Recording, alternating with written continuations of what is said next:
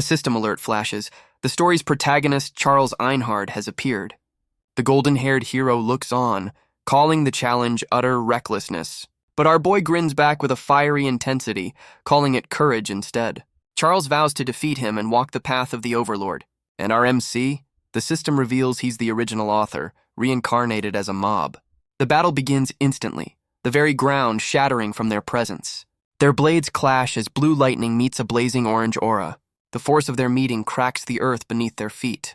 Two immense energies collide, tearing the desolate landscape apart. The author leaps through the blast, ready to strike his own creation. But Charles Einhard meets the attack with a cold, calculating glare. The author descends like a meteor, his fiery blade crashing down. He follows through with a ground-shattering stomp, relentless in his assault. But the hero is too quick, using the debris to create distance. He reveals he's already memorized the author's attack patterns. With a smirk, Charles gathers an immense amount of lightning into his blade. Our boy realizes his fatal mistake. He's become predictable. The hero unleashes a devastating wave of pure azure energy. And just like that, the author gets a harsh lesson in protagonist plot armor. He's sent crashing into the earth, broken but not yet defeated. He pushes himself up, battered and bruised, but his will remains unbroken. But Charles gives him no time to recover, descending for the final strike. The author desperately tries to hold back the overwhelming tide of azure power. In that moment, a horrifying realization dawns on his face. The hero's blade cuts through the air, a streak of merciless blue light. It finds its mark, tearing through flesh and bone with devastating force. The searing pain is unimaginable as the lightning-infused steel rips him apart. He can only stand there, impaled by the hero's righteous judgment. A fitting title for a battle between a creator and his own creation. With cold, unwavering eyes, Charles Einhard declares the fight is over. With a final, merciless swing, Charles Einhard ends the battle. The author can only scream as the azure energy tears through his body. He's driven into the earth, carving a massive chasm in his wake. The impact sends a shockwave across the desolate wasteland. But just when it seems like it's all over, a new power begins to awaken. From the depths of the crater, a sinister red aura erupts violently. Our boy sits amidst the rubble, his body broken but his spirit stirring. Though covered in wounds, his expression is strangely serene. Then a single eye snaps open, burning with a new terrifying light. His mind flashes back to a different life, a different name, Sato Shota. He remembers himself as Sato Shota, a humble novelist, a writer who miraculously penned a 400-chapter hit series. He was the proud author of the Overlord's heroic saga, and his creation was about to be adapted into a game. All the sleepless nights and endless struggles were finally paying off. All he had to do was sign the contract placed before him. With a steady hand, he etched his name, sealing his destiny. He believed a brilliant future awaited him, but the universe is a harsh editor. In the next moment, he was inexplicably falling through the sky. His last thought was a single desperate question. Why? He remembers plummeting from a skyscraper, a scream tearing from his throat. The world below rushed up to meet him in a dizzying blur of lights. But the memory shifts. He's on a rooftop, looking up in utter confusion. A man in a sharp suit stood over him, offering some truly unhelpful advice. With a chilling smile, the stranger claimed this was all for Sato's own good. Sato begged for his life, his mind screaming that this man was dangerous. The man simply chuckled, repeating Sato's panicked thoughts back to him. A wave of confusion hit him. He hadn't actually said a word out loud. The stranger's face twisted into a horrifying visage, revealing he could read minds. And with that terrifying revelation, Sato was sent plummeting to his first death. The stranger's foot comes down with cold, deliberate force.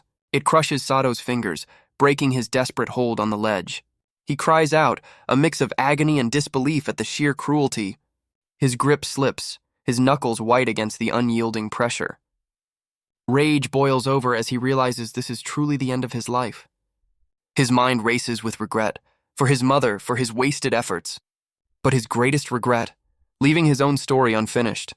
A single burning desire begins to form in the abyss of his despair. His hand clenches, not in surrender but in a final act of defiance. As he falls, fear is replaced by a ferocious, all-consuming will to live. His eyes burn with a new violet intensity, reflecting the flames of his rage. He clutches his head as an uncontrollable power erupts from his body. The ground explodes outwards, unable to contain his violent awakening. A pillar of pure destruction ascends into the blood-red sky. The inferno expands, turning the entire world into a vision of hell. He finds himself in a void, questioning the devastation he's just caused. The scene flashes to a city being consumed by the very same fire, and the man from the rooftop is there, looking down on him once more. The stranger is shocked, realizing Sato possessed the berserker trait. And suddenly he's being choked, completely at the stranger's mercy.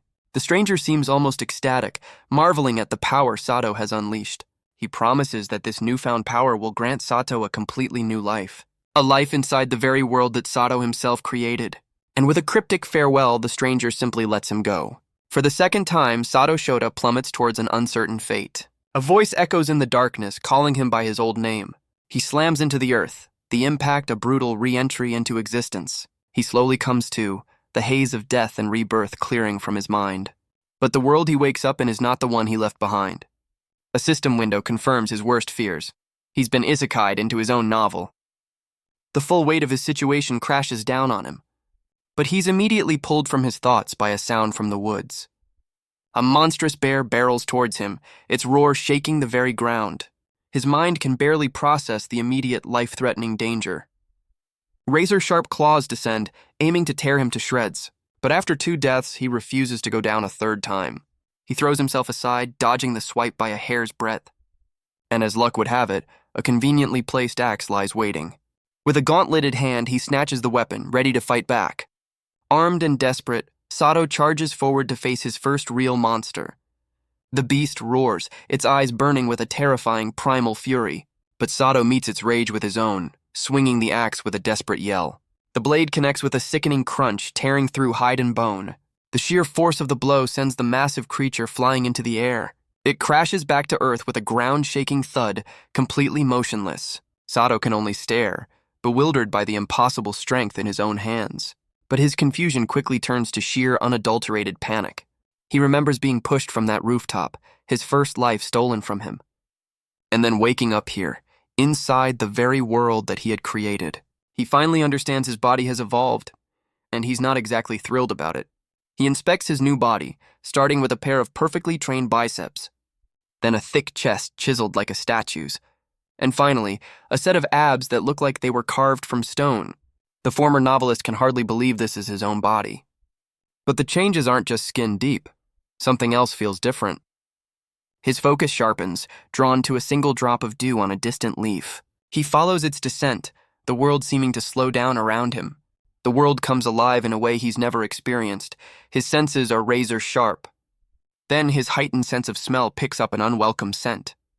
His eyes flare with intensity. It's the same beastly odor from before. And it's not just one bear, it's a whole family reunion from hell. Sato wisely decides that now is an excellent time to leave.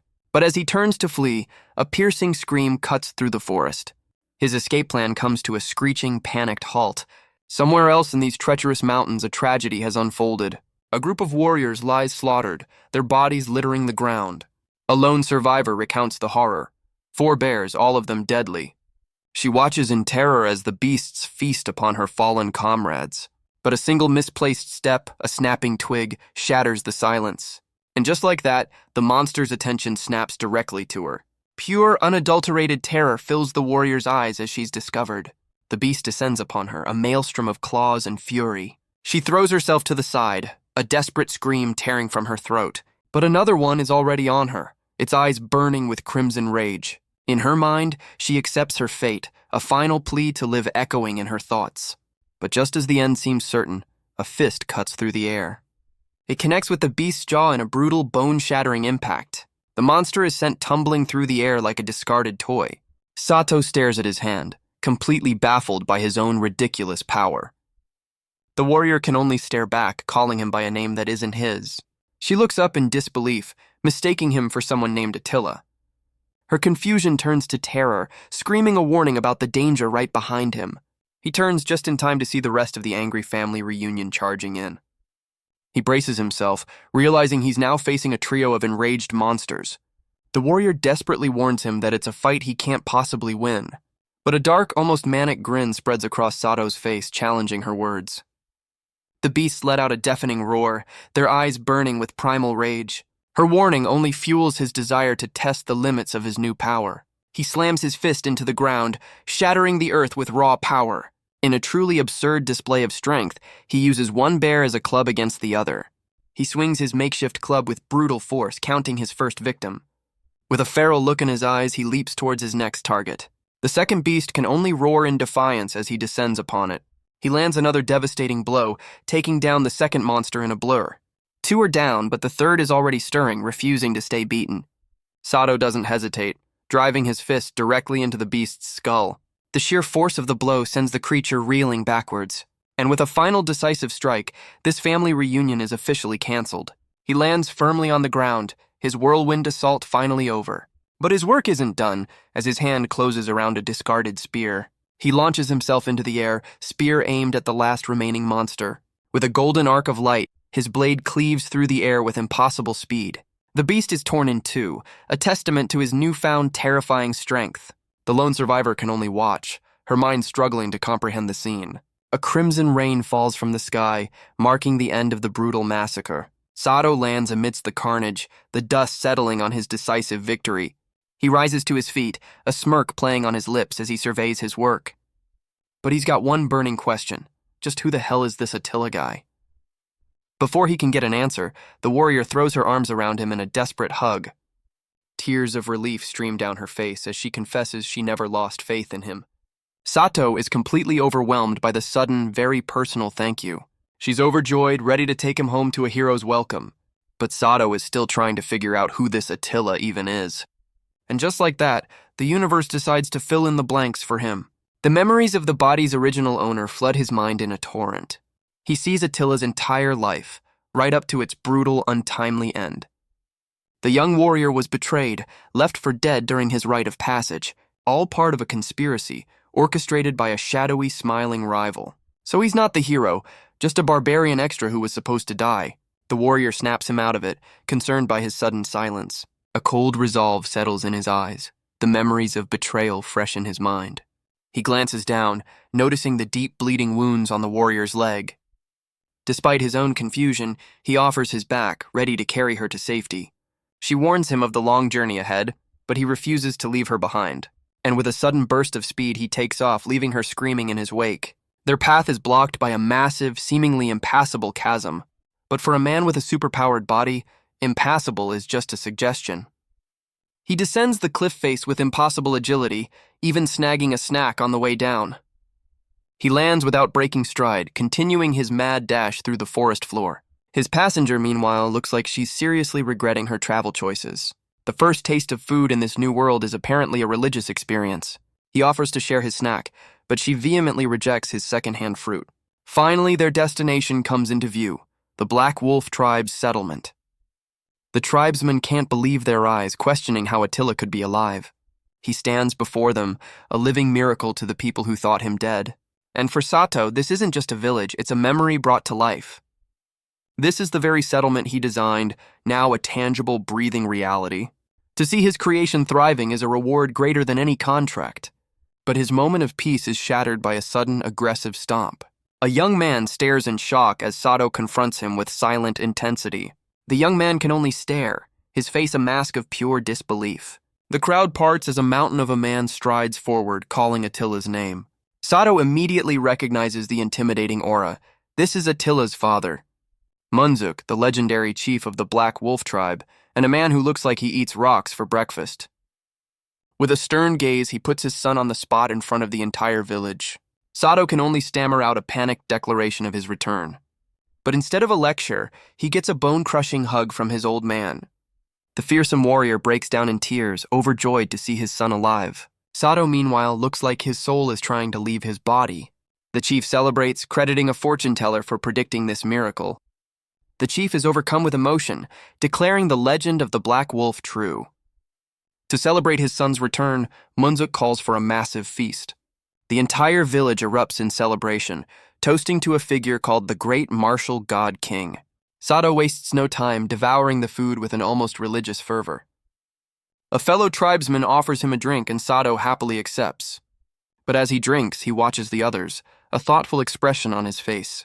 The celebration continues with the rhythmic beat of a massive drum. Warriors pound out a powerful rhythm, their bodies gleaming with sweat. A ritual dance begins, one that tells the story of their legendary god king. It's a tragic tale, recounting how this great king was ultimately slain by his enemies. But the legend says this king miraculously returned from death. The dancer reenacts the tale, a fierce warrior wielding a mighty axe. Her eyes burn with the same intensity as the hero she portrays. She spins into a whirlwind of motion, a dance of both grace and destruction. The air itself seems to bend to the power of her performance. Sweat beads on her brow, a testament to the dance's grueling demands. The story ends with the god king standing as the village's sole protector. The tribe erupts in cheers, their spirits lifted by the ancient tale. Even Sato is impressed, admitting this live-action version is pretty good. But as the celebration continues, he sits alone, his mind racing. He realizes that if this truly is his world, there must be a way out. An escape route he himself wrote into the story. The legendary fairy kingdom. It's the only place he would have put an exit, a classic author's back door. But his grand escape plan is interrupted by the call of a well-cooked meal. A heavy footstep signals the end of his quiet moment. A warrior approaches, having heard the tale of his forebear takedown. This is Bleeda, a gold belt warrior of the Black Wolf tribe, and he's clearly impressed. He declares that Attila has now earned his place among their elite ranks. Sato accepts the honor with a quiet, determined gratitude. He has officially become a gold belt warrior, one of the tribe's strongest. This title is not just an honor, it's a direct path to becoming the next chief. And for that very reason, this celebration is about to get complicated. Sato realizes this toast isn't just a welcome, it's an entry into a power struggle. But as he raises the mug, his heightened senses pick up a familiar, dangerous scent. It's a smell tied to a truth that only he, the author, could possibly know. The man who betrayed Attila questions his hesitation, a dark aura around him. Without a word, Sato pours the poisoned drink onto the ground, confirming his suspicion. He cuts straight to the point, challenging the traitor to a fight right then and there. The rival seems amused, mocking Sato's sudden burst of courage. He warns Sato not to get arrogant, dismissing his survival as a mere trick. The rival simply smirks, telling Sato to enjoy the feast for now. He tries to stop them, but Bleeda just waves a dismissive farewell. Sato can only watch as the traitor and his lackeys retreat into the night. He's left standing alone, surprised that his rival actually backed down. He realizes Bleeda is a coward, who only picks fights he's sure to win. Unable to gauge Sato's new power, Bleeda will surely try to kill him again. His mind flashes back to a simpler time, a young boy proudly showing his first kill. The memory brings a somber look to his face, a life that wasn't his. He remembers his father's praise, a promise of a great future. A memory of a proud father and his eager, wide-eyed son. He remembers his father, Munzuk, a man as bright and warm as the sun. But Sato never had a father, leaving him unsure how to act. He stands alone, lost in the unfamiliar feeling of paternal love. He can't help but wonder what his own life might have been like. He pictures the memory of a proud father and his triumphant son. Would he have ever received that kind of praise and affection? But his thoughts are cut short as Munzuk calls him over. The chief stands before him, ready to give him something important. He presents the mark of the Gold Belt Warrior, a legendary honor. His father beams with pride, knowing it's a title any warrior would die for. Munzuk eagerly pushes the belt into Sato's hands, telling him to put it on. But Sato has a problem. As a former novelist, he has no idea how to tie it. The result is a fashion disaster that screams, "I have no idea what I'm doing." Thinking fast, he makes up an excuse, claiming his hand is injured from the fight. His father immediately buys it, his face lighting up as he offers to help. Sato can only stare, completely caught off guard by this level of fatherly doting. The chief kneels, fondly recalling the first time he ever tied Attila's belt. With an expert's touch, the knot is tied, sealing his new status as a warrior. He looks up at his son with immense pride, acknowledging his long and difficult journey. For the first time, Sato feels a warmth he's never known, offering a genuine thanks. But Sato can only stare back, completely unequipped to handle this level of affection. His father tells him to show some joy, ruffling his hair with embarrassing enthusiasm. Munzuk is baffled by his son's modesty, roaring that this is an unheard-of accomplishment. The entire village echoes the sentiment, cheering for their young hero's return. Sato knows, however, that this honor wasn't earned by his own hands. He's living another man's life, reaping the rewards of another's struggle. But as he looks at the celebration, a small, genuine smile finally appears. For the first time in this world, he allows himself to feel truly happy. His father raises his mug high, proposing a toast to the warriors of the Black Wolf. And in a thunderous roar, the entire tribe joins him in celebration. For a guy who was just murdered twice, he admits this life isn't half bad. But the celebration is cut short as a mug hits the ground with a crash. Sato's eyes widen in shock, the festive mood instantly shattered.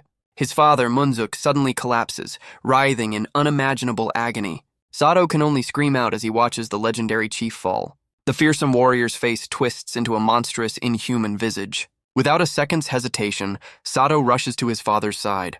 But his mind races. He knows the drink wasn't poisoned. He holds the chief, desperately calling out to the man he just met. A single agonizing question hangs in the air. Why? A guttural roar tears from Munzuk's throat, his face twisting into a demonic mask. Sato can only watch in horror, a terrible realization dawning in his eyes. A system window confirms it, a status ailment called berserk. The chief lashes out blindly, a whirlwind of rage against his own people. The other warriors struggle to contain him, their faces grim with understanding. But Sato's mind races, realizing Bleda's plan was never this simple. The joyous celebration instantly turns into a scene of chaos and terror. Bleda isn't just targeting the chief, he's targeting everyone the chief cares about. The plan's true cruelty is revealed, to make Munzuk destroy his own village. A cold, burning fury settles over Sato's face. This is unforgivable. The chief is completely lost to the rage, his eyes burning with a demonic red light. Sato desperately tries to reach him, screaming for his father to break free, but his punch is stopped cold. Caught in an unbreakable iron grip, the berserk chief retaliates with a brutal backhand, sending his son flying. The force of the blow sends a shockwave of pain through Sato's body. He realizes with dawning horror that his father can't hear him at all. The sheer, overwhelming power of the chief leaves him floored. So much for that family reunion. But the chief's power isn't just raw strength, it's something more primal. He summons the spirit of the Black Wolf, the tribe's legendary guardian, and now that legendary power is aimed directly at his own son. Sato is slammed into the earth, the ground itself cracking from the sheer force. He struggles to his feet, the pain a brutal reminder of the chief's power. He realizes his own strength is nothing compared to the berserk warrior. Amidst the chaos, a young boy rushes to his fallen mother's side. He desperately tries to pull her up, begging her to stand, but she's too weak, telling him to save himself and leave her behind. The berserk chief turns his attention to them, a new target in his sights. The mother can only scream, a final, desperate plea for her son to run. But the boy stands his ground, armed with nothing but a small blade. With tears of fear and determination, he vows to protect his mother no matter the cost. The berserk chief brings his fist down, a blur of red, destructive energy. But Sato intercepts the blow, his own power flaring to meet the unstoppable force. He praises the boy's bravery, earning a grateful cry of his new name, Attila. He orders the other warriors to get the family to safety, taking charge of the chaos. The tribesmen quickly escort the mother and son away from the battlefield. Sato clenches his fist, a violet aura gathering as he prepares for a real fight. He meets the chief's next attack head-on, their fists colliding with explosive force. With a confident smirk, Sato declares that he's finally caught the rampaging chief. But he knows just stopping Munzuk is a laughably naive thought. And Munzuk proves him right, his demonic power surging to a whole new level. Sato's eyes widen in shock. The chief's speed is unbelievable. A blur of motion grazes his ear, a sharp sting of pain following. Blood trickles down his neck, a painful reminder of his father's power. Munzuk roars, his fist glowing with the fury of a sun-gone supernova. The blow connects, sending Sato flying with a brutal fatherly love tap. Spitting blood, he realizes there's no room for hesitation anymore. He catches the next punch, his grip like iron against the chief's wrist. A dark aura flares around him as he makes a grim decision. With cold resolve, he accepts that there is only one way this can end, because the man in front of him is no longer his father but a monster. He parries the blow, but the chief's monstrous strength is relentless. A brutal right hook sends blood flying, rattling Sato to his core. But he answers back with a devastating blow of his own right to the jaw. The exchange leaves him reeling, the taste of iron filling his mouth. Refusing to back down, he gathers his power for another assault. But the chief's body begins to glow, revealing a new, terrifying power. Sato realizes with dawning horror that his attacks aren't even scratching him. Munzuk's eyes burn with demonic light as he prepares to end this. They trade blows in a blinding flurry, a maelstrom of father-son bonding. but the chief's overwhelming power drives him face first into the dirt. Sato lies broken in the crater, completely at the mercy of his father. The villagers can only watch in horror as their hero is beaten down. But even now, Sato refuses to stay down, pushing himself back up. A fire of pure defiance burns in his eyes, refusing to be extinguished. His mind flashes back to a lesson from his father about what it means to be a warrior. He knows the real Munzuk would never want this destruction. He thinks about what his father would do in this very situation. And with newfound resolve, he plants his feet, ready to fight back. He decides to honor that memory, activating a skill called heroic strength. With a furious roar, Sato charges forward, ready to meet his father's rage with his own. He puts every ounce of his newfound power into a single desperate punch. The blow connects with enough force to rattle the chief's very soul. It even knocks a tooth clean out, sending it flying through the air. The berserk warrior is sent crashing backwards, finally put on the defensive. But the effort leaves Sato with nothing left in the tank.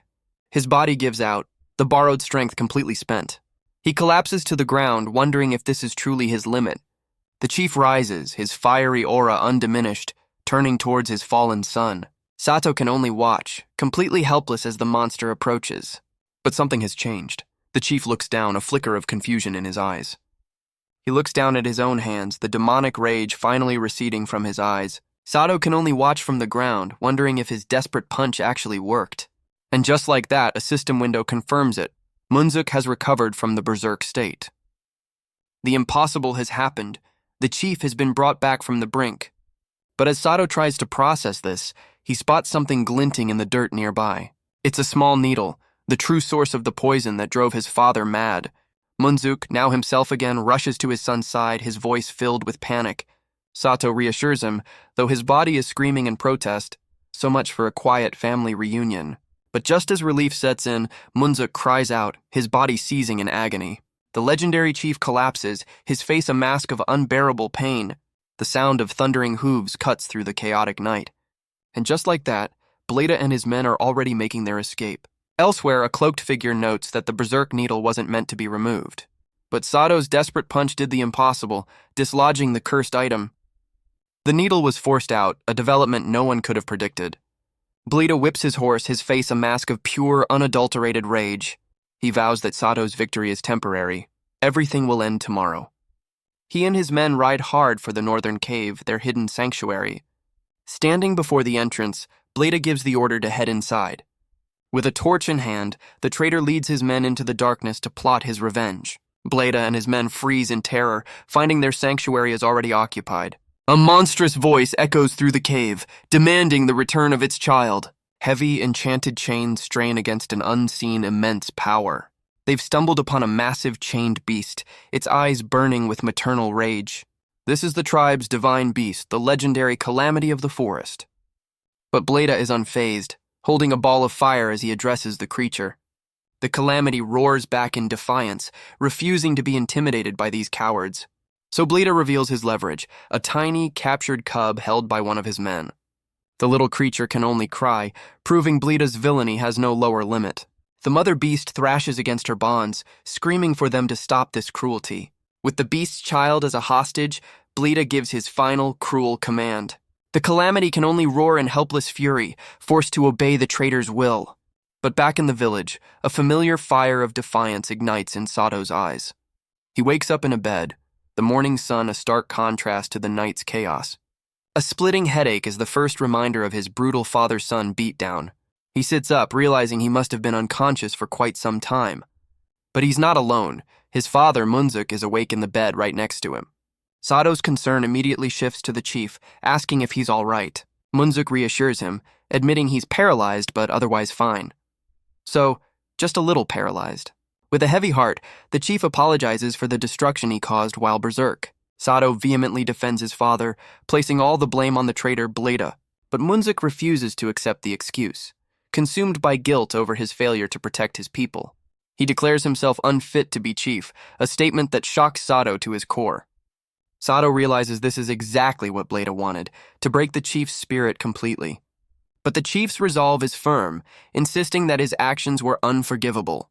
Their serious conversation is interrupted by a sudden commotion just outside the room.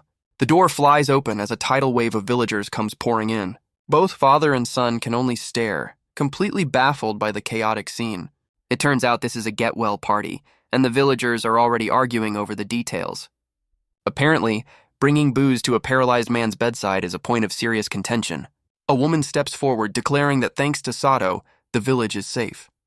She reminds the chief of the countless times he has protected them all. With the villagers behind her, she affirms their unwavering faith in their leader. Munzuk listens, his head bowed, the weight of their loyalty hitting him hard. Through tears, she begs him to believe in them as much as they believe in him. The proud chief can no longer hold back his emotions, overwhelmed by their forgiveness. The other warriors join in, their fists raised in a powerful show of unity. All Munzuk can manage is a choked, tearful thank you to his people. Sato watches the scene unfold, a quiet, satisfied smile on his face. But the tender moment is broken by a sharp, determined footstep. A warrior bursts in, his voice cutting through the fragile peace of the room. He delivers the horrifying news. The calamity of the forest is attacking the village. Sato's eyes widen. He knows exactly why the beast is on a rampage. Outside, the once thriving settlement is already being consumed by fire. The massive divine beast tears through the village, a whirlwind of white-hot rage. This was once a legendary guardian, a protector of the Black Wolf tribe. A creature the people once revered, now turned into an instrument of destruction. Munzuk roars in disbelief, his face a mask of pure, helpless fury. He tries to force himself up, but his paralyzed body betrays his warrior spirit. Without hesitation, Sato rises to his feet, ready to go as his father begs him to wait. Munzuk cries out in protest, calling the plan utter madness for a mere human. But Sato ignores him, calmly announcing he's borrowing his father's legendary axe. With the weapon slung over his shoulder, he vows to return it in one piece. His eyes burn with golden light as he promises to come back alive. The chief can only watch, his face a mixture of terror and disbelief. Sato steps outside into a vision of hell, his village consumed by fire.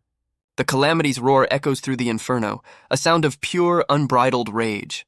He arrives on the scene just as a villager points out the monster's location. And for the first time, he gets a good look at the beast. Yeah, it's huge. But before he can act, a group of warriors calls him out for being late to the party. But a familiar, treacherous voice cuts through the chaos, mocking his injured state. Sato roars out the traitor's name, his eyes burning with pure, unadulterated hatred. Bleda simply smirks, calling him naive and just as foolish as his father. But Sato is done talking, hefting the massive axe and demanding a fight. Bleda seems impressed, sarcastically praising the reincarnation of the God King. But he reveals that Sato's opponent isn't him, summoning his real weapon. A massive, shadowy paw cuts through the air with terrifying speed. Sato braces himself, raising the axe to meet the devastating blow head-on. And there it is, Bleda, standing before the calamity, directing its every move. Sato can only stare in disbelief, demanding to know how he's controlling a divine beast.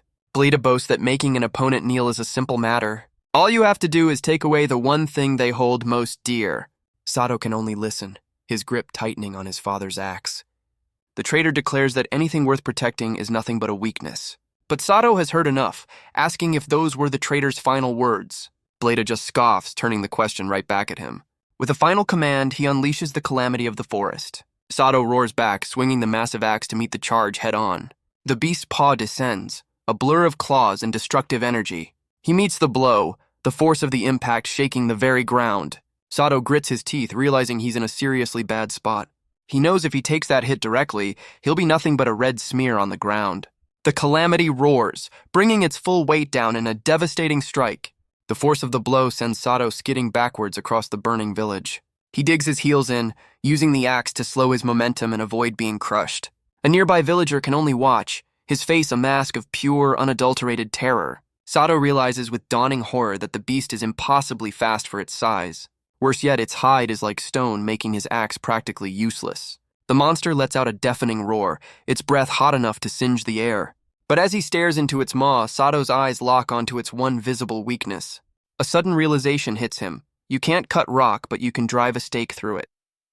The simple logic clicks into place, a new strategy forming in his mind. If he can't cut through the beast's hide, he'll just have to pierce it instead. He flips the massive axe, aiming the sharp, pointed end forward like a javelin. With a guttural roar, he charges forward, ready to test his new theory. He launches himself into the air, a human missile aimed at the beast's one weak point. The makeshift spear finds its mark, tearing into the soft flesh of the monster's mouth. But he's not done yet. using the momentum to swing himself into a new position. The calamity roars in agony, its rage now focused entirely on the man in its mouth. He lands on its head, bringing the axe down with every ounce of his strength. He becomes a whirlwind of motion, spinning with the axe held high. With a final, desperate roar, he brings the weapon down with all his might. The second axe slams into the first, a makeshift hammer and nail. The blade is driven deeper, a brutal but undeniably effective solution. The villagers can only stare, baffled by his axe-on-axe technique. The calamity stumbles back, the force of the blow rattling its very core. A final, agonized roar tears from its throat as the pain overwhelms it, and with a ground-shaking thud, the legendary beast finally falls. In the chaos, the traitor's henchman drops the cub, his leverage now gone. The mother is reunited with her child, her rage replaced by gentle relief. Bleda's face twists in fury, his master plan completely falling apart. With his trump card defeated, he orders his men to attack Sato directly. His archers draw their bows, ready to unleash a volley on his command. A hail of arrows rains down on Sato, who stands his ground amidst the flames. But our boy's eyes narrow, his focus absolute as he prepares to counter. In a blur of golden light, he deflects every single arrow with impossible speed. Bleda's men can only stare in horror, realizing they're not fighting a man, but a monster. Sato moves in a flash, his axe delivering a swift and brutal end to the first henchman. He becomes a whirlwind of death, cutting through the traitors with merciless efficiency. With a powerful kick, he sends another of Bleda's men flying, his assault relentless. He moves like a storm of golden light, his father's axe a blur of motion. With the grunts out of the way, Sato declares this is the end, calling Bleda out directly. The traitor raises his own axe, a sinister purple energy swirling around him. His grip tightens, channeling his dark power into the weapon. With a look of pure malice, Bleda accepts the challenge, daring Sato to come at him. The two warriors face off across the burning battlefield, a silent, deadly standoff. The villagers watch in confusion, wondering why neither of them is making a move. But one of them understands the real battle has already begun. This is it, a final duel that will decide the very fate of the Black Wolf tribe. Sato's eyes narrow, his body coiled like a spring, ready to unleash hell. Bleda raises his axe, his eyes glowing with a sinister purple light. With a single, earth-shattering step, the traitor closes the distance instantly. Sato can only watch in shock as Bleda vanishes into thin air. He reappears in a flash, his axe already descending for the kill. The purple blade connects, drawing first blood from Sato's shoulder. Sato is thrown back, the force of the blow staggering him completely. He can't understand it. Bleda's movements are impossibly fast. The traitor doesn't give him time to think, launching another assault. Sato realizes with dawning horror that he can't dodge this next attack. And just like that, fresh blood stains the battlefield. Bleda mocks him, calling him a fool for thinking brute force alone could win. The traitor boasts that he's more than used to dealing with clumsy strength. Sato is forced on the defensive, barely blocking the relentless flurry of strikes. He struggles to keep up, his own axe feeling slow and heavy in his hands. He grits his teeth, realizing he doesn't even have an opening to counterattack. Bleda offers some backhanded praise, impressed by his high-speed defense. But his eyes narrow, a clear sign that he's about to end this little game. In a flash of purple light, the traitor vanishes from sight completely. Sato's eyes widen in shock, unable to track the impossible speed. Bleda reappears in a blur, roaring that he will be the one to claim victory. Bleda descends like a phantom, his purple axe aimed for the final blow. Sato admits that Bleda is his superior in both skill and experience. But after surviving a beatdown from his berserk father, this is nothing. The traitor's speed seems almost slow compared to the chief's raw power. With a surge of power, Sato tightens his grip, ready to counter. He meets the attack head-on, a clash of gold and purple light. The force of the blow sends a shockwave through Bleda's body. The traitor is sent tumbling backwards, his perfect assault shattered. The villagers erupt in cheers, apparently new to how final battles work. But Sato knows better, his eyes fixed on his opponent, ready for the next move. Bleda lies on the ground, seemingly defeated by Sato's overwhelming power. But instead of crying out in pain, the traitor begins to laugh maniacally. Sato demands to know what's so funny, his patience completely exhausted. The traitor simply says he was waiting for his real plan to take effect. He reveals a horrifying truth. His axe was coated in berserk poison.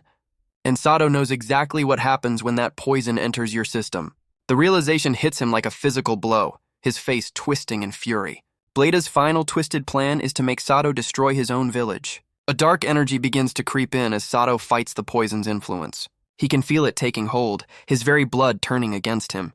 His eyes flare with a terrifying light as he fights the poison's grip. He screams in agony, his body racked with convulsions as the dark energy takes hold. The villagers can only watch in horror as their hero begins to transform. Bleda roars in triumph, wishing a beast's death upon his fallen rival. The last trace of humanity vanishes, replaced by the feral eyes of a monster. His mind reels, his body burning as the poison rewrites his very being. But a voice cuts through the chaos, a familiar beast calling him by his new name. The calamity reveals he now harbors the soul of the sovereign, which is news to everyone. It explains that he can hear its voice because he's now more beast than man. The divine beast opens its jaws, offering a gift to its newfound kin. Sato can only stare, his mind reeling from the divine beast's words. From the beast's mouth, a legendary sword emerges, pulsing with purple energy. It's the divine sword of the God King, a weapon named Mihyul. He takes the blade, its immense power flowing through his very veins. The calamity roars, telling him to fight for the soul of his tribe. And in that moment, a new fire ignites in Sato's eyes. He remembers his purpose, to fight for those he must protect. A system window confirms it. The sword nullifies all status ailments. So much for Bleda's poison plan. The berserk poison fades, replaced by the pure power of the divine weapon. The villagers can only watch, completely baffled by this sudden, miraculous recovery. Bleda can only stare in disbelief, wondering why his poison isn't working. But Sato just calls out his name, his new power radiating with the calamity's spirit. The traitor's confidence shatters, his face a mask of pure, unadulterated terror. With a confident smirk, Sato declares that it's time to end this, once and for all. He moves with impossible speed, closing the distance in the blink of an eye. Before Bleda can even react, a flash of steel draws first blood across his face.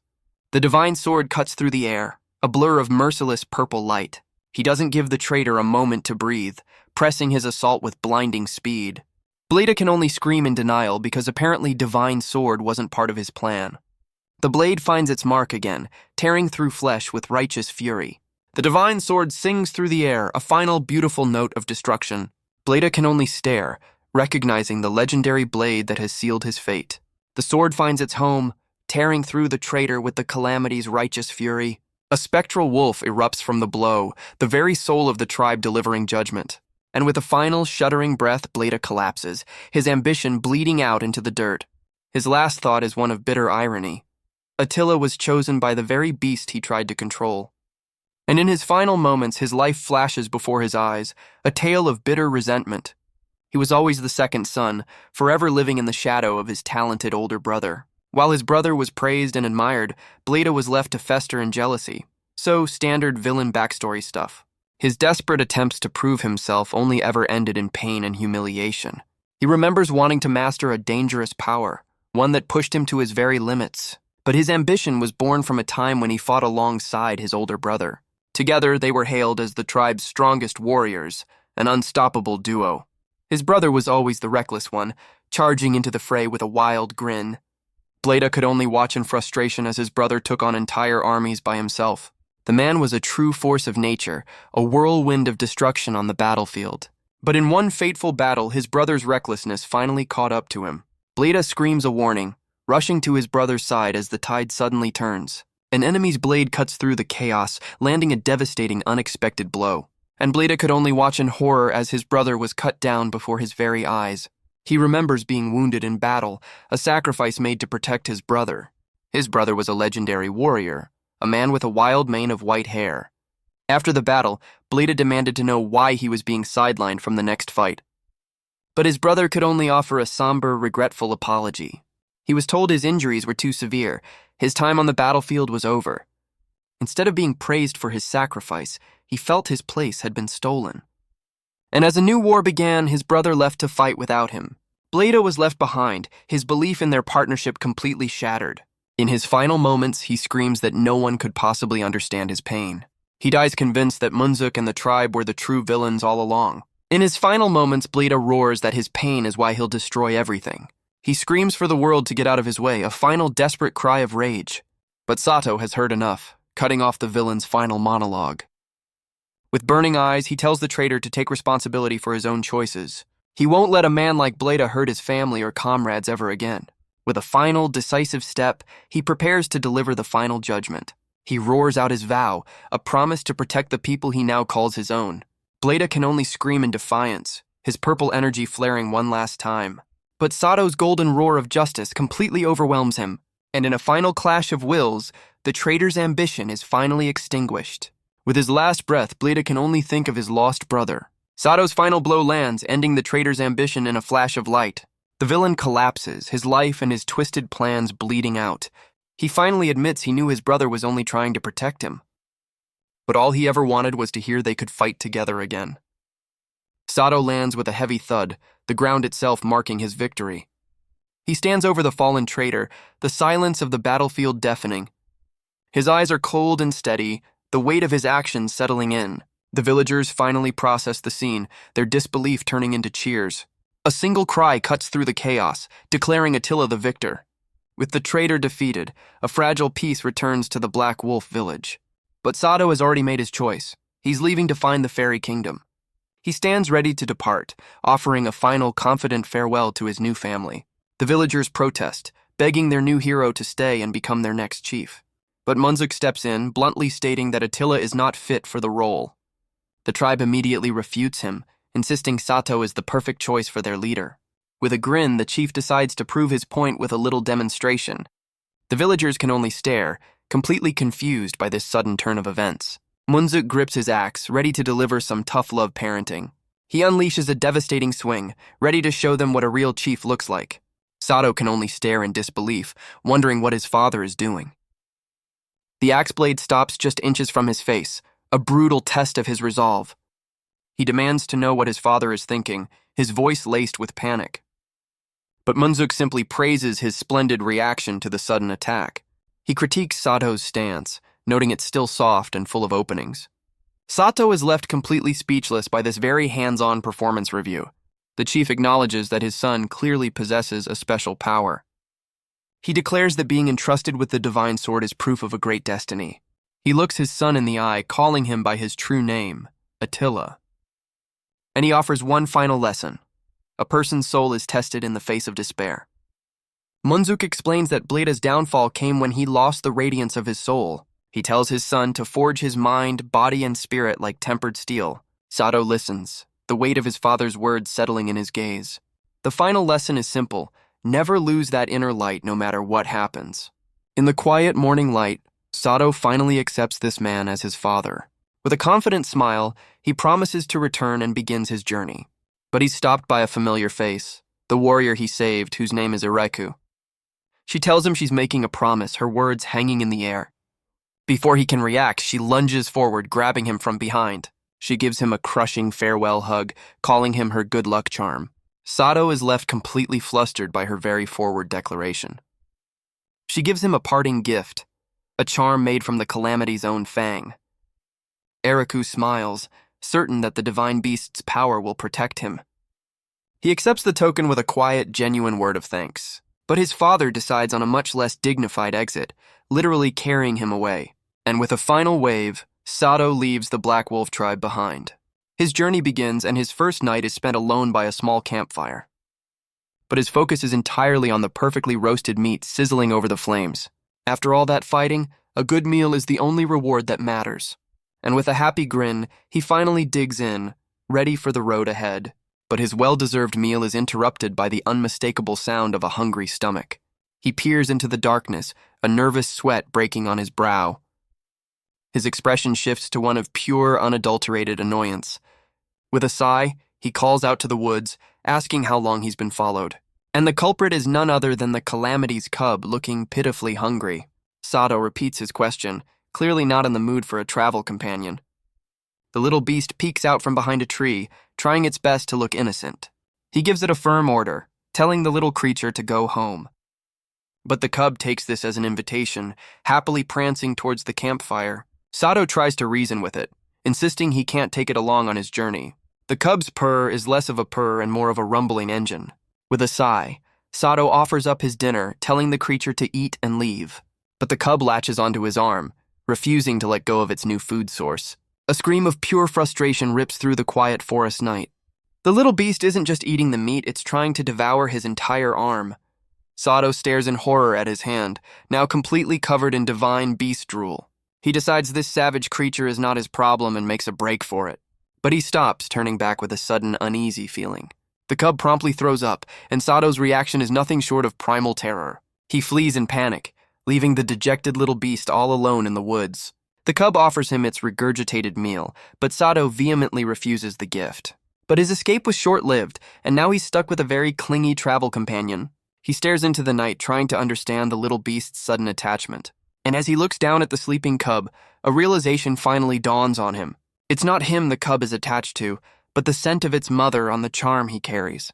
He remembers the cub's capture, a helpless pawn in Bleeda's cruel and twisted game. He recalls the calamity's desperate fight, a mother's love against impossible odds. The little beast sleeps soundly, completely unaware of the danger it represents. So much for a solo trip. Sato can only sigh, realizing this troublesome situation has no easy solution. He watches the sleeping cub, a bead of sweat rolling down his face. His journey just got a lot more complicated. He smirks, recalling the calamity's self-important role as the sword's guardian. He muses aloud that this little creature is a guardian beast too, in its own way. The cub just sits there looking adorably clueless and drooling a little. But when it looks again, Sato has vanished, leaving only an impression in the grass. The little beast panics, scrambling around in a desperate search for its new friend. It waddles through the forest, clearly distraught at being abandoned so suddenly. Finally, it stops in a clearing, completely and utterly alone in the vast woods. The cub's face crumples, its eyes welling up with heartbreaking tears. Well, that's just emotional warfare. But a familiar pair of boots steps back into the clearing, unable to stay away. Sato returns, holding up the fang charm and asking if this is what it's after. He explains that he can't give the charm back, but he has another idea. Using a strip of cloth, he fashions a small bow around the cub's neck.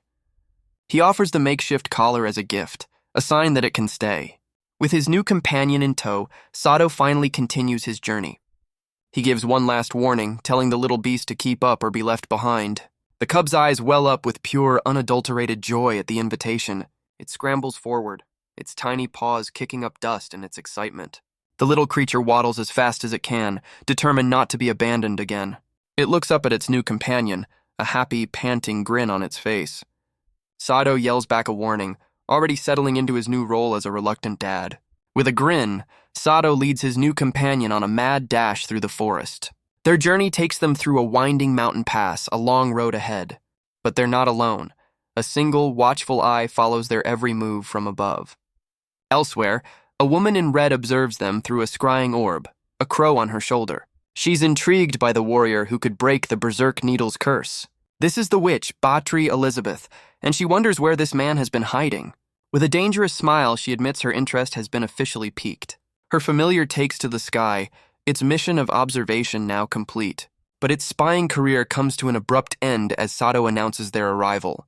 Below them lies their first destination, a bustling town, the next step on his path. Their first stop is a local tavern, a place for rest and information. The calamity's cub, meanwhile, is already devouring a steamed bun. Sato looks on in horror, worried the little beast is going to choke. But his attention is quickly stolen by the arrival of his own meal. A mountain of perfectly steamed buns, a welcome sight for a weary traveler. Between bites, he asks the bartender for any info on the fairy kingdom. But the man has never heard of it, a dead end Sato was expecting. He recalls the little he wrote, a sanctuary, a floating island in the North Sea. Frustrated, he realizes he never fleshed out the details in his own novel. The bartender is just shocked he finished the food, while Sato regrets his lazy writing. He remembers that to reach the North Sea, he must first pass through a land of giants and dragons. A gauntlet of terrifying monsters stands between him and his goal. The sheer scale of the task gives him a splitting headache. So much for a simple escape plan. But his question about the fairy kingdom has drawn some unwanted attention. A group of local drunks find his quest absolutely hilarious. Sato's expression remains cold, completely unimpressed by their mockery. One of them declares that the fairy kingdom is nothing but a childish fantasy. He tells our boy to stop dreaming and face the real world, calling him an idiot. With the cub on his shoulder, Sato calmly tells him to mind his own business. The drunkard's bravado vanishes, now telling Sato to just hurry up and leave. The drunkard threatens to turn the cub into a hot pot, which is a terrible idea. The little beast proves him wrong, sinking its teeth right into his finger. Sato tries to calm his companion, dismissing the man as a harmless drunk. But another man sends the drunk flying with a powerful, dismissive kick. A new challenger approaches, his presence silencing the entire tavern. This is Otto, a mercenary leader who clearly has a problem with Sato's presence. The bartender panics, recognizing the dangerous newcomer immediately. He desperately urges Sato to leave before things get any worse. He clarifies that this isn't just any knight, but the infamous ogre blade Otto. Sato's interest is piqued, an outlaw who was once a knight. Otto smirks, dismissing Sato's question with arrogant silence. With a single command, he unleashes his men, turning the tavern into a battlefield. But Sato's eyes narrow, a golden fire igniting as he prepares for the assault. In the blink of an eye, the entire mercenary crew is on the floor, completely neutralized. Otto can only stare in utter disbelief, his confidence completely shattered. He demands to know just who this mysterious warrior could possibly be. With a wild grin, Sato gives him the most confusing answer possible. He's the original author.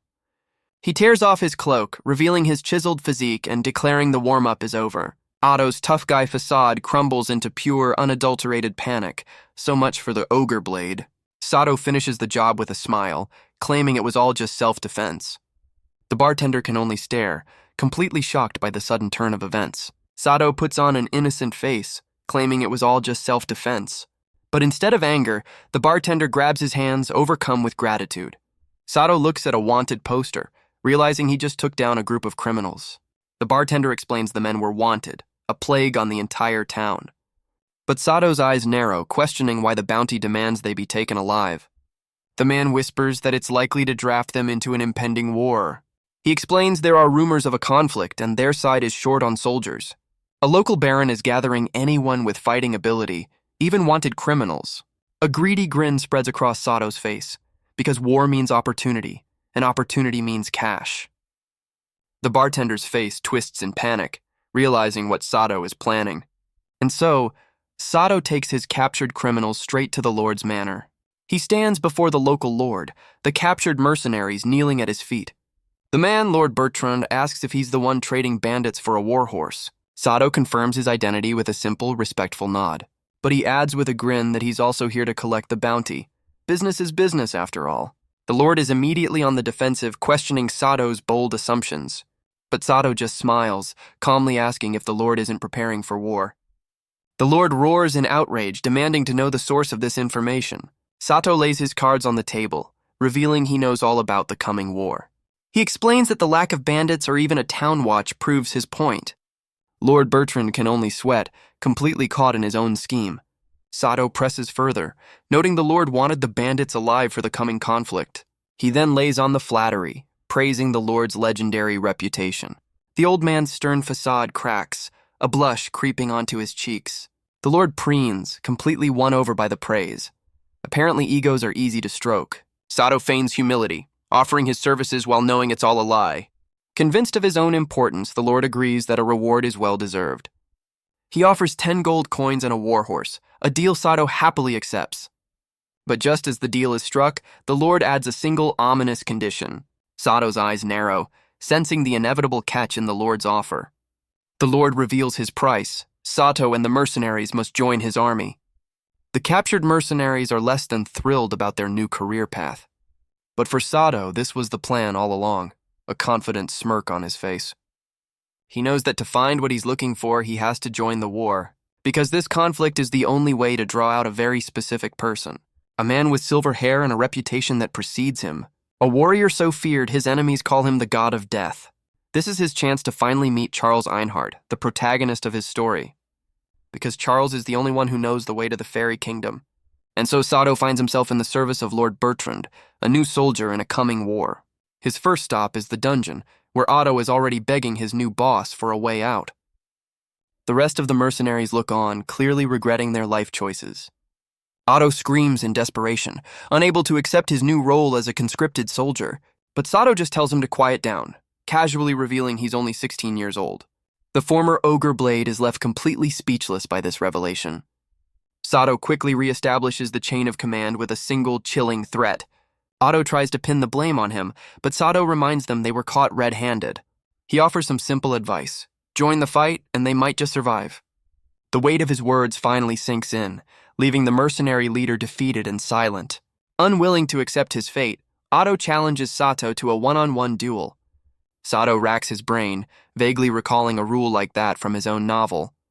It's a formal tradition among knights, a one-on-one battle known as a joust, a high-stakes duel where two warriors put everything on the line. And while the specific rules may vary, one thing is always true. The winner takes all, their victory absolute and unquestioned. And the loser is left with nothing but shame and defeat. Otto reveals he was once a knight, believing he has a chance in a proper joust. Sato listens, completely unimpressed, while his companion looks ready for a nap. But Sato knows this man is just a mob character, fated to die an insignificant death. He realizes his presence is already starting to change the history he wrote. His actions are creating ripples, altering the flow of the entire war. But he agrees, needing Otto alive to drag another mercenary group into the conflict. The terms are set. If Otto wins, his men go free. If he loses, they all fight. With a confident grin, Sato officially accepts the challenge. Even his tiny companion seems to be cheering him on. So supportive. The other mercenaries roar their support, their lives hanging on this one fight. Otto steels himself, ready to fight for his and his men's freedom. But Sato just looks on, completely unfazed by the high-stakes gamble. 10 days later, the stage is set for their fateful duel. A massive coliseum roars with anticipation as the two warriors take their positions. An announcer in a rather flamboyant outfit welcomes the crowd to the main event. Otto's men cheer wildly, their hopes for freedom riding on their leader's victory. Even Lord Bertrand watches from the stands, his expression grim and unreadable. The announcer declares this a battle where everything is on the line. No pressure, guys. The rules are simple. Two knights will face each other with lances at the ready. On command, they will charge forward with everything they have. Through the slit of his helmet, Otto's eyes are filled with grim determination. But Sato's gaze is just as steady, completely unfazed by the spectacle. The goal is to land a single decisive blow, shattering armor and will alike. The announcer declares the only rule that matters. The first to unhorse their opponent is the victor. In this arena, social status and past titles mean absolutely nothing. This is the joust, a battle where the strong take everything from the weak. The announcer plays to the roaring crowd, building the tension for the coming clash. With a final, determined glare, Sato prepares for the signal to begin. The announcer throws his hands out, officially calling the two knights to the field. The heavy thud of hooves on stone echoes through the Colosseum. Otto enters the arena, his reputation as the ogre blade on the line. But his own men scream for his death, clearly not fans of his leadership. And watching from the crowd, the witch Battery Elizabeth notes how hated the man truly is. Her companion is left completely flustered by her sudden appearance. She simply puts a finger to her lips, enjoying the silent chaos she's caused. She admits she doesn't care about the politics. She's just here to see little Attila. And just like that, the entire section of the crowd is completely smitten. So much for tough guys. But the announcer quickly moves on, calling for the next challenger from the west. Sato enters the arena, his legend already growing as the warrior who captured a mercenary corps alone. He eyes the lance in his hand, a weapon he's clearly not accustomed to. In the stands, Otto's men scream for their captain to win, their lives hanging in the balance. Even Otto seems embarrassed by their very public, very desperate display of support. The two warriors finally face each other, and Sato calls out his opponent's name. Sato offers a backhanded compliment, admitting the armor doesn't look half bad, but Otto just smirks, telling him to enjoy his confidence while it lasts. The announcer strikes a pose, declaring the moment everyone has been waiting for has arrived. It's Attila of the Black Wolf tribe versus Otto, the infamous demon sword. With a final dramatic flourish, he gives the signal for the duel to begin. He thanks the roaring crowd for their patience, his face a mask of pure showmanship. The introductions echo through the arena, pitting the barbarian against the former knight. A red flag drops, and with it, the battle is officially underway. The two warriors charge, their horses thundering across the stone floor in a blur of motion. Otto's eyes are filled with grim resolve, convinced that victory is within his grasp. Otto puts all his faith into this one decisive strike. He's certain the longer reach of his lance will guarantee his victory. But Sato just watches the incoming weapon with a cold, steady gaze.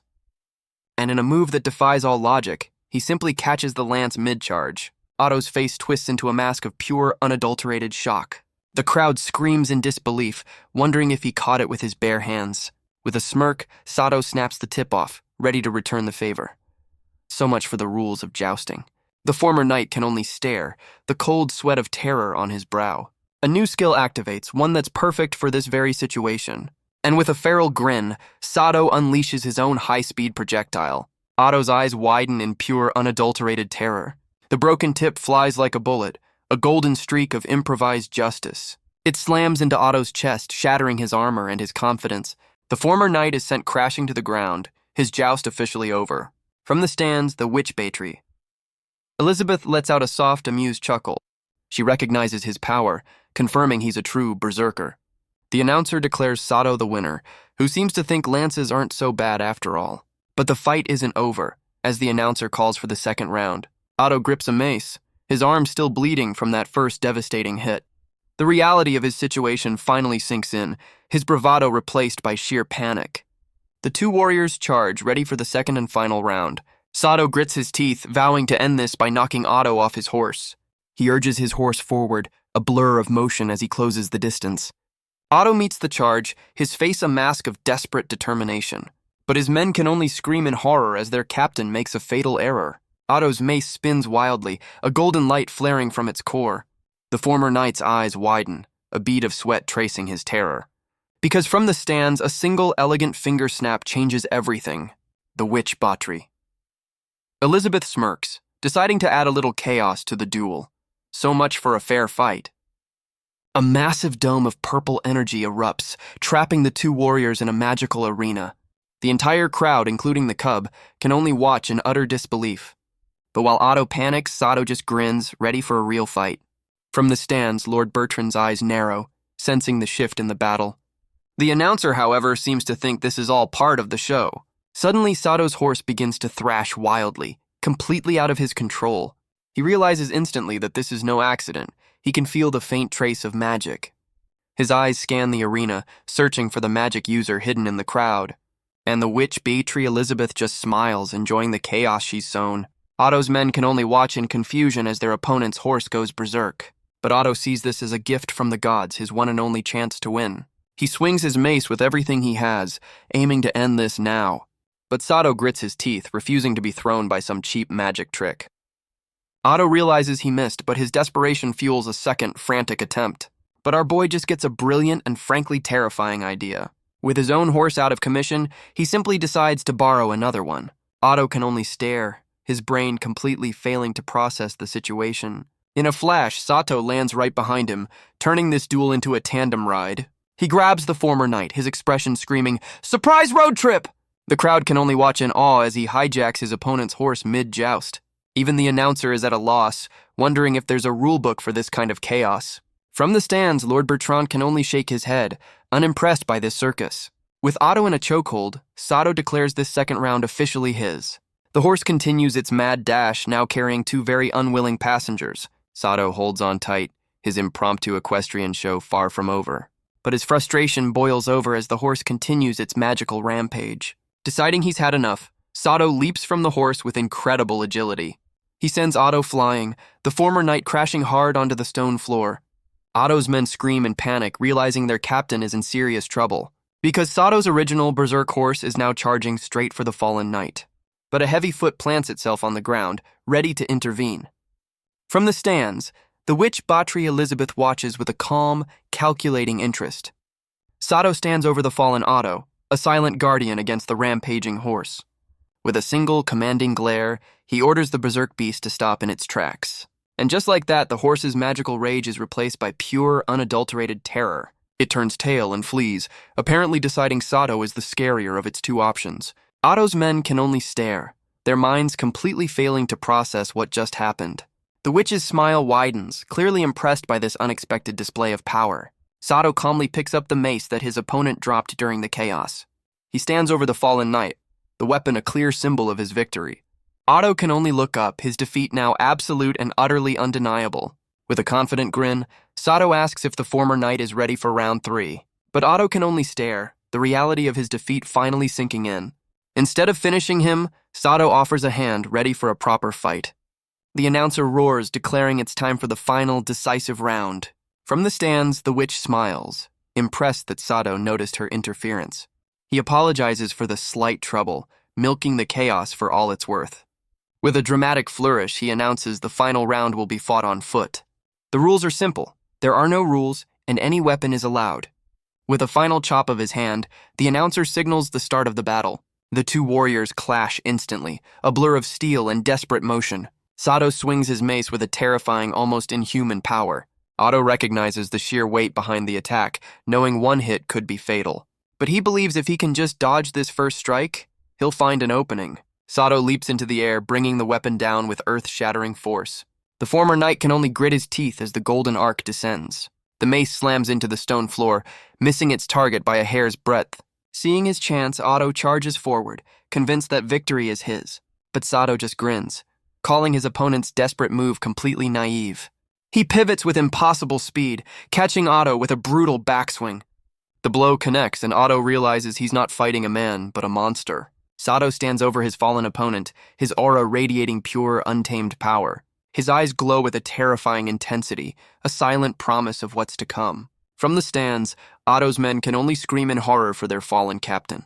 They beg for the fight to end, their bravado completely shattered by the display.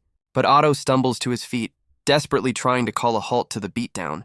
The former knight grits his teeth, his pride warring with his sheer terror. His men plead with him to give up, knowing this fight is already lost. They finally surrender, willing to join the war if it means saving their leader. Their loyalty, it seems, finally kicks in when their boss is about to be turned into a pancake. Hearing their cries, Otto's resolve finally breaks, his defeat now absolute. But Otto can only laugh, moved by his men's loyalty even with his hands tied. Sato looks down, a grim understanding on his face as he listens to the defeated man. The small blade clatters to the ground, a final, quiet admission of his defeat. With the battle over, Sato stands as the undisputed victor of the duel. The announcer makes the official call, declaring that Otto is unable to continue. A white flag waves in surrender as the crowd roars Attila's name in victory. The dust settles in the arena, leaving one man standing and a new legend born. Otto looks up at the sky, his pride shattered but his life spared. But instead of a final blow, Sato offers a hand, helping his new subordinate to his feet. He tells the former knight that he's not just some nameless mob anymore. Welcome to the main cast, buddy. He tells Otto he's a respectable warrior, a title earned in the dust of the arena. Otto's men, and even the cub, erupt in a chorus of very manly, very grateful tears. From the stands, Lord Bertrand watches the outcome with a cold, calculating gaze. And amidst the cheering crowd, a cloaked figure watches the scene unfold. The witch Battery. Elizabeth offers a knowing smile, her little game now concluded. The Calamity's cub scrambles across the arena, eager to join its victorious companion. And as the sun sets, a new, unlikely alliance is forged in the Colosseum. At Sato's request, the Kiri Mercenary Corps officially joins Lord Bertrand's army. And that night, they toast to a new beginning, their mugs clashing in celebration. Otto declares the drinks are on the new boss, and the men cheer for their unexpected fortune. The tavern is alive with the mercenaries' demands for more food. Sato watches the scene, dryly noting their surprisingly fast recovery. Otto proudly declares that a true warrior accepts defeat with grace. But his grace vanishes when Sato denies him a drink, sending him into a panic. The former knight is reduced to playfully wrestling his own men for a mug. 2 weeks later, Sato notes that Otto seems to have recovered just fine. The friendly bartender approaches, interrupting Sato's quiet meal. He wishes Sato luck in the coming war against Aquitaine. Sato's eyes narrow, questioning how the man knew about their plans. The bartender quickly blames a loose-lipped mercenary before changing the subject. But Sato's eyes narrow, his voice a low command to stay perfectly still. The bartender panics as Sato drops into a ready stance, the friendly mood shattered. With cold certainty, he declares that this man is not the real owner. His heightened senses picked up the truth. The man has no scent like a doll. He points out the obvious. A man who cooks and serves should smell like it. The bartender's face twists into a demonic visage as Sato demands his true identity. And just like that, the disguise shimmers away, revealing a creature of red energy. With Otto watching in shock, Sato confronts the mysterious being head-on. A masked figure emerges from the illusion, impressed by Sato's perception. So much for a quiet night. But he warns that knowing his identity won't save them from what's coming. The masked man summons a glowing chain, his weapon of choice. He swings it in a fiery arc, promising them a swift trip to the afterlife. The chain whips forward, but Sato dodges the deadly strike with ease. The weapon smashes the chandelier, plunging the entire tavern into darkness.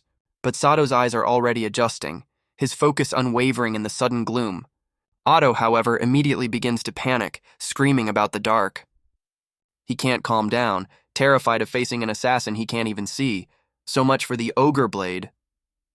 He screams a warning as the masked man descends for a surprise attack. The blow connects, sending a jolt of pain through the terrified mercenary. Sato grabs his panicking subordinate, telling him to stay put while he handles this. Sato's eyes narrow, deducing he's facing an assassin who specializes in disguise. The masked man is visibly stunned, his identity somehow exposed. But Sato knows more, calling him by name, Rashid, the second-ranked assassin. The unmasked assassin stands ready, his cover completely blown. With a confident smirk, Sato asks if he got the details right. A small needle clatters to the floor, a silent, deadly projectile. But Sato moves in a flash, holding the needle to the assassin's own throat. Rashid threatens him, demanding to know the source of his information. He offers a choice between a quick death or a much more painful one. But Sato just grins, questioning if he can back up that threat with just a sword hilt. Rashid lunges forward, his own needle aimed to kill. The assassin can only stare, realizing his blade is completely gone, because Sato now holds the very weapon he was threatened with. He brings the blade down in a flash, turning the tables instantly. The steel cuts cleanly through the assassin's mask, a perfect strike. The mask shatters, falling to the floor in two useless pieces. With his identity exposed, Rashid can only stare at his opponent. He screams in disbelief, demanding to know how Sato tracked his movements. Sato calmly reveals the secret, the distinct smell of hashish. The assassin realizes his own habits gave away his position in the dark. So much for being stealthy. Sato explains the faint scent of hashish was on all of his hidden weapons. The assassin can only stare, his mind reeling at being defeated by his own habits. With his spirit broken, Rashid collapses to his knees, admitting his utter defeat. But as Sato turns to leave, the assassin's eyes flare with a final, desperate resolve. He reaches out, desperately trying to stop his opponent from walking away. But Sato stops him cold, calling out a name that changes everything, Kassup. The assassin's face twists in a mask of pure, unadulterated shock. He demands to know how Sato could possibly know the name of his child. Sato just gives him a chilling grin, refusing to reveal his secrets.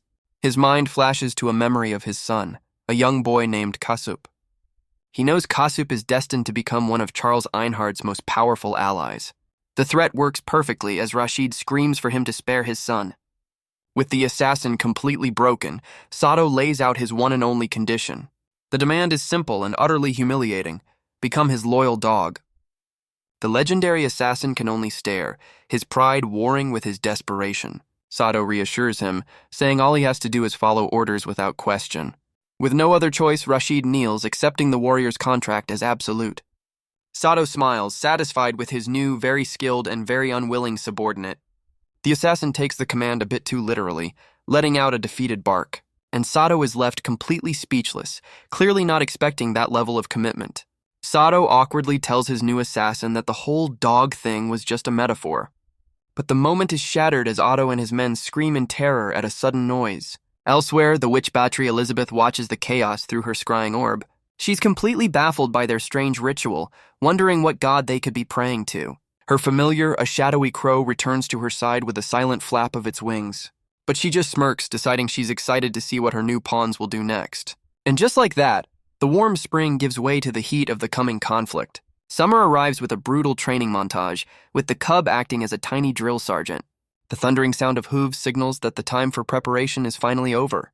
And as the army marches, the fires of war begin to consume the land. The war begins, and with it the arrival of the man Sato has been searching for. On the other side of the battlefield, an army of foot soldiers stands ready for the clash. Red banners whip in the wind, a declaration of war against the setting sun. The cavalry charges forward, their hooves thundering across the scorched earth. A commander roars for his men to cut down their Gasconian enemies without mercy. He rallies the Aquitanian forces, demanding they show their true strength. But his speech is cut brutally short by a flash of golden steel. His men can only scream in horror as their leader falls before their very eyes. They look up in terror as a spinning axe arcs through the sky like a deadly boomerang, and a lone warrior on horseback catches the weapon without breaking stride. Well, that's one way to make an entrance. The Aquitanian soldiers brace themselves, sensing an overwhelming force charging their lines. But their fear turns to disbelief as they realize it's not an army, but a single man. And that man is Sato, screaming at his runaway horse with a terrified cub on his shoulder. The enemy soldiers can only stare, their minds completely short-circuiting at the absurd sight. His out-of-control steed plows directly into the enemy ranks, sending bodies flying. With no other choice, Sato becomes a whirlwind of destruction, his axe clearing a path. He admits this wasn't the plan, but he's going to have to improvise his grand entrance. Despite wanting to lay low, he's now single-handedly dismantling an entire army. The terrified soldiers can only scream that he's not human, but a devil from the battlefield. Their commander's voice cracks as he gives the only order left, a full panicked retreat. The remaining soldiers turn tail, desperately trying to flee the battlefield. But Sato roars that he's not letting them escape, his tiny companion echoing the sentiment. He grabs a massive wooden beam from a destroyed cart, his grip like iron. With a feral grin, he hefts the improvised weapon, ready to end this chase. He channels his power into the makeshift spear, making it glow with golden energy. A system window confirms his intent. The spear throw skill has been activated. With a furious roar, he unleashes his ridiculously oversized projectile. The massive beam soars through the air like a missile, a blur of destructive power. It finds its first target, tearing through a fleeing horse with brutal force. The improvised spear skewers the entire line of soldiers, a truly devastating strike. The improvised spear tears through the enemy line, a brutal end to their escape. With his companion on his shoulder, Sato roars for his own men to join the fray. His men can only scream for him to wait, struggling to keep up with his reckless charge. Otto realizes with dawning horror that their new boss has already started the party without them. The enemy soldiers recognize the infamous Ogre Blade Otto, their fear growing with every step. But they know if Otto is here, then the real monster Attila can't be far behind. Under Attila's command, the Kiri mercenary group becomes a force to be reckoned with. Even Otto fights with a newfound purpose, his fists like hammers against the enemy. Each member of their new unit plays their part in the coming conflict. And Rashid moves through the shadows, preparing them all for the true battle ahead. Elsewhere in a grand cathedral, a nomination ceremony is already underway, and the man of the hour is none other than Charles Einhard, receiving his title as a knight. He is charged with protecting the weak and upholding the truth of the kingdom. A simple yet powerful command is given, to become a knight for the people. As he rises, the ladies of the court can barely contain their admiration. They swoon over the 16-year-old hero, praising his sharp, cool eyes. But not everyone is impressed, as two nobles sneer at the commoner's promotion. They believe he's nothing more than a disposable shield for the coming war. But their condescending chatter is cut short by a sudden heavy tap on the shoulder, and it's Otto, who towers over them with a simple warning to mind their manners. A new warrior steps in, scolding them for disrespecting the new knight. The noble sputters in outrage, demanding to know who dares challenge a baron. But a calmer voice cuts in, a young warrior apologizing for their comrade's outburst. This is Pippin, vice-captain of the Gold Lion mercenary group. The Baron is less concerned with apologies and more with how they know his name. Pippin simply smiles, claiming they've memorized every guest at the ceremony. The noble scoffs, calling it impossible to know all 500 attendees. He dismisses it as a bluff, a cheap trick from a low-born commoner. With a polite bow, Pippin apologizes for the disturbance and turns to leave. But the Baron isn't finished, furious that a commoner would dare walk away. But the warrior's eyes are cold, a silent challenge to the noble's authority. Pippin explains they were simply cautioning the Baron for disrespecting Charles. He calmly points out that insulting a knight without basis is a serious crime. But his companion's smile is anything but calm, a silent, chilling threat. The Baron's bravado completely evaporates, replaced by pure, unadulterated terror. He screams for them to leave, and the warrior happily obliges. Well, that was an effective negotiation. Later that night, a single firefly dances under the light of the full moon. The intense warrior watches as the small creature lands gently on their arm. It crawls along their sleeve, its light a tiny beacon in the darkness. The warrior marvels at its speed, lost in some very specific, very nerdy calculations.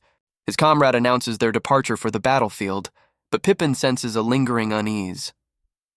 The warrior just laughs it off, dismissing his distraction as a simple bug. But Charles Einhard tells them not to waste their thoughts on powerless fools. He vows to conquer the nation, promising no one will ever disrespect his comrades again. The warrior smiles, accepting the weight of that solemn promise. With a friendly punch to the chest, their bond as brothers in arms is sealed. But the warrior suddenly recalls some new intel about a powerful mercenary in Gascony. He claims this new fighter is rumored to be as strong as Charles Einhard himself. The hero's confidence wavers, questioning if such a rival could truly exist. But his doubt quickly turns into a predatory grin. He can't wait to meet him in battle. The warrior asks a bizarre question. wondering if Sato can see the enemy from the sky. Sato can only stare back, his face a mask of pure, unadulterated confusion. The man praises him for perfectly grasping the enemy's strength, a feat Sato knows is impossible. The men celebrate, believing heaven is on their side, while Sato notes the bandit's newfound faith. The warrior smugly calls him Sir Knight, but Sato isn't buying the act for a second. But Sato knows the truth. Heaven has absolutely nothing to do with this. He simply grasps the flow of the battlefield, his author's knowledge a secret weapon. He knows he must not interfere too much, letting the original story play out. His goal is to ensure Charles finds the fairy kingdom, but the sky suddenly turns dark. The others see it as a divine omen, but Sato looks up with a growing sense of unease. A solar eclipse blots out the sun, casting a crimson shadow over the land. Sato realizes with dawning horror that this was never part of his original story. His new assassin Rashid appears from the shadows with urgent news. He reports that Charles's mercenary group will divide their forces in 5 days. Sato understands immediately. The protagonist is finally making his move. He dismisses his subordinate, his mind already racing with the implications. He recalls defeating Bleda, a victory that has now weakened Gascony's army. The Gasconian forces are being slaughtered, unable to hold their ground. And if the war ends too soon, Charles will never find the fairy kingdom. With a new plan forming, he calls out to his mercenary captain, Otto. He knows he can't let the history of his own world be warped any further.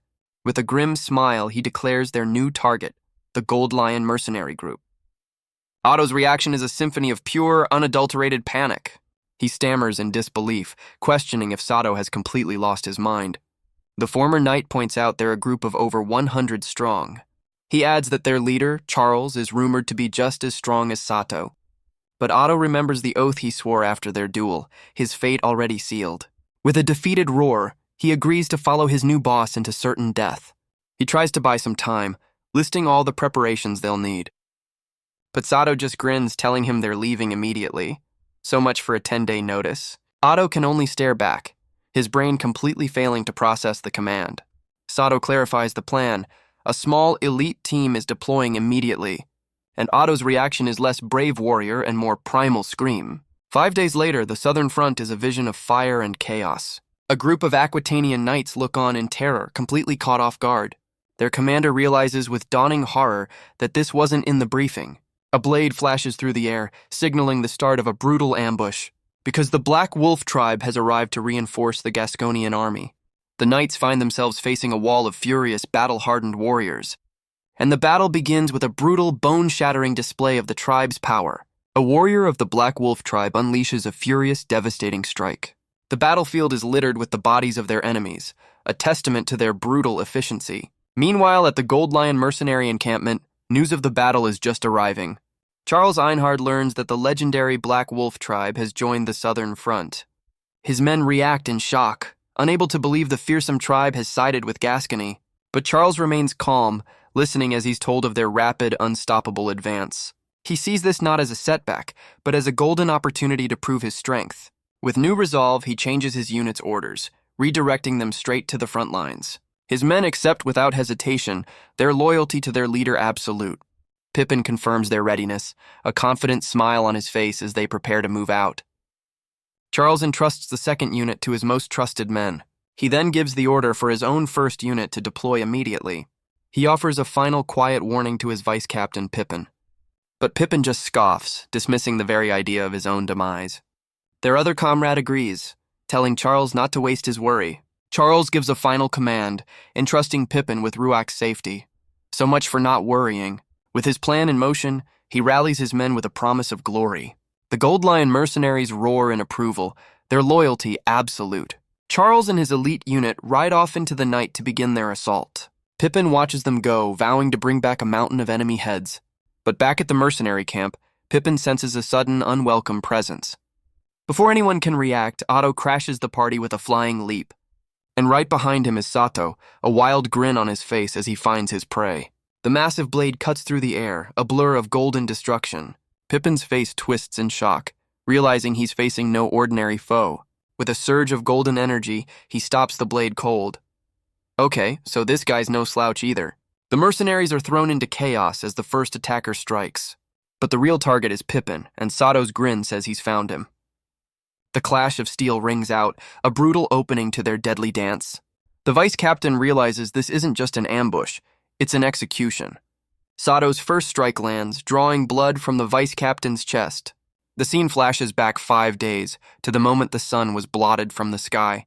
Otto was understandably having a complete meltdown over the 5-man army plan, but Sato knew this was the only way to rebalance the scales of the war. He understood that their window of opportunity was incredibly small, and that chance was now, while the protagonist was away from his camp. Back in the present, Otto crashes the party, taking out the first guard. Pippin is sent reeling, caught completely off guard by the sudden chaos. Sato smirks, telling the vice captain to just play along quietly.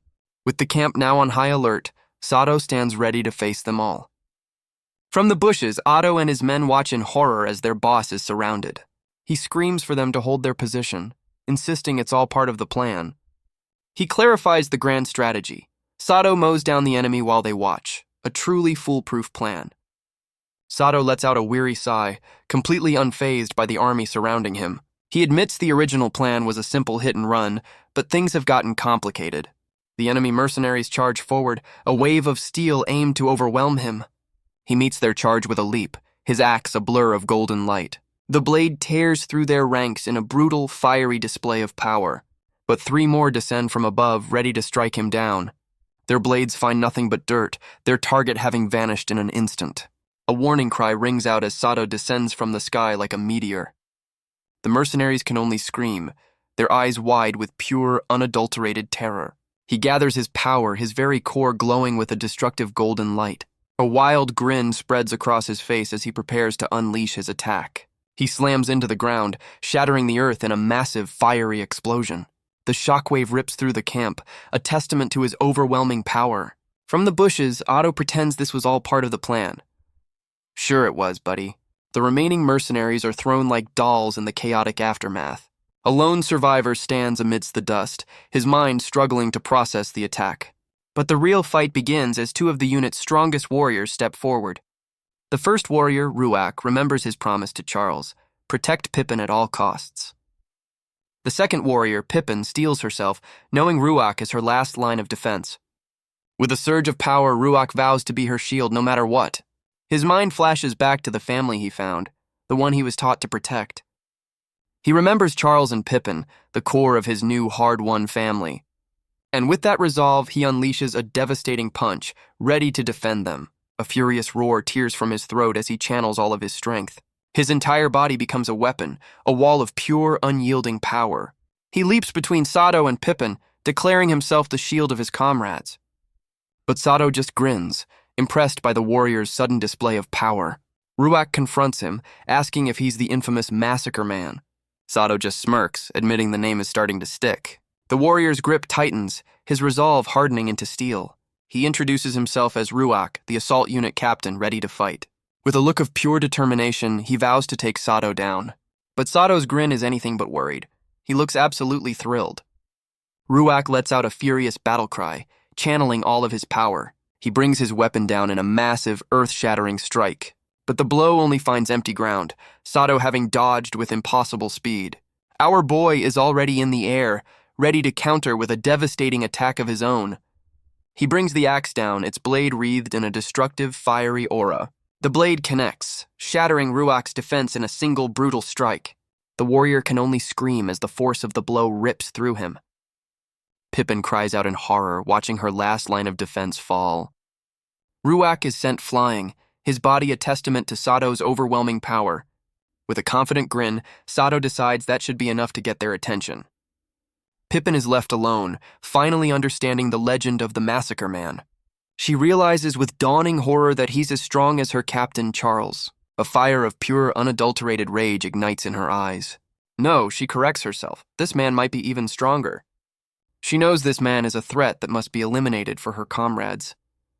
But Sato just stares back, his golden eyes completely unfazed by her resolve.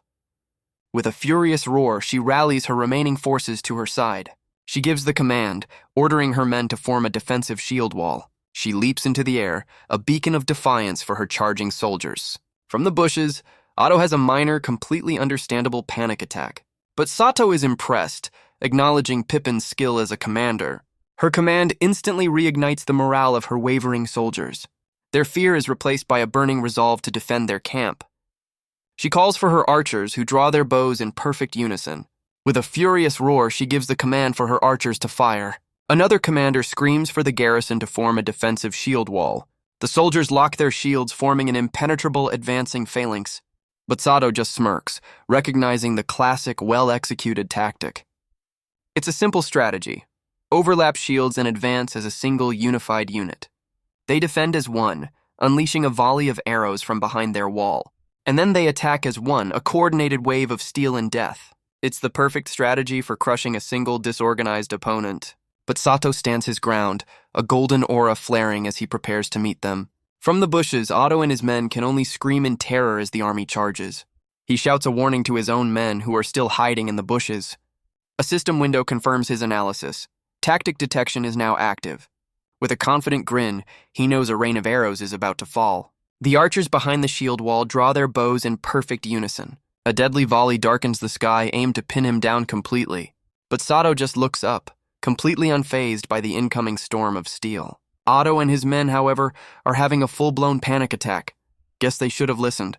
These aren't just arrows, they're massive enchanted bolts meant to obliterate. The projectiles slam into the ground, erupting in a series of fiery explosions. And Sato makes a tactical retreat, carrying his entire squad on his back. He knows he's done some damage, but their rapid-fire bows have him pinned down.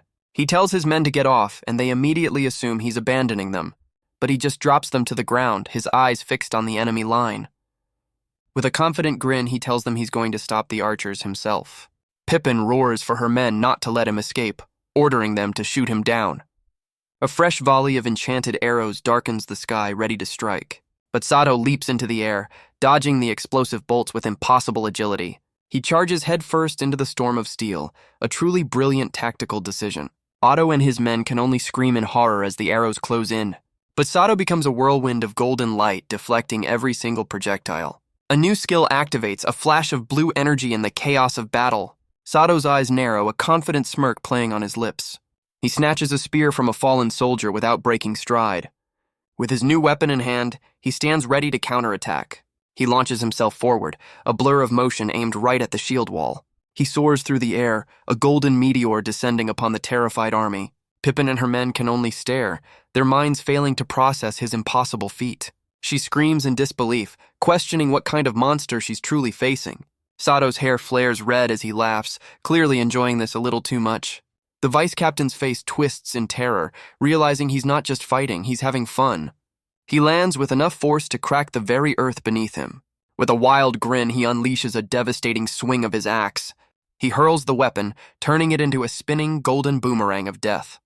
The axe cuts through the air, a blur of pure destructive energy. It smashes through the shield wall, shattering their formation in an instant. Otto and his men can only scream, their jaws hitting the floor. So much for their tactical analysis. Pippin's face twists in horror, her perfect strategy completely undone. The axe arcs back through the air, returning to its master's hand. He catches it without even looking, the weapon's power still humming. He lands amidst the chaos, a one-man army ready to finish the job. Pippin can't believe it. Their formation, honed over years of battle, was completely shattered by a single, ridiculously overpowered axe throw. She looks up at the monster who defeated them, her thoughts turning to Charles. In her mind, she offers a final, silent apology for her failure. With her spirit broken, she collapses to her knees, ready for the end. Sato raises his axe, its fiery blade ready to deliver the final judgment. The vice captain can only brace herself, the weight of her defeat crushing. But instead of a final blow, Sato just grins, admitting he had a good time. He lowers his weapon, the battle apparently over in his mind. And with a final, casual turn, he walks away, leaving her to process her defeat. Pippin can only scream in frustration, her pride completely shattered. The weight of her failure is a bitter, undeniable truth. And with their mission complete, Sato and his men retreat into the night. Otto, meanwhile, is having a very public, very loud near-death experience. He even demands their new boss carry them for the rest of the war. But Sato just informs him that his training is starting over from square one. As they ride, a messenger bird cuts through the quiet of the night. It lands on his arm, a silent delivery from a familiar shadow. The note is from Rashid, his new assassin turned intel gatherer. But whatever news it carries, it's enough to wipe the victory from Sato's face. The news sends Sato into a furious charge, his men struggling to keep up. He ignores their calls, his eyes fixed on a single urgent destination. He arrives at a quiet encampment under the light of the full moon. And there he is, the man he's been searching for, Charles Einhard.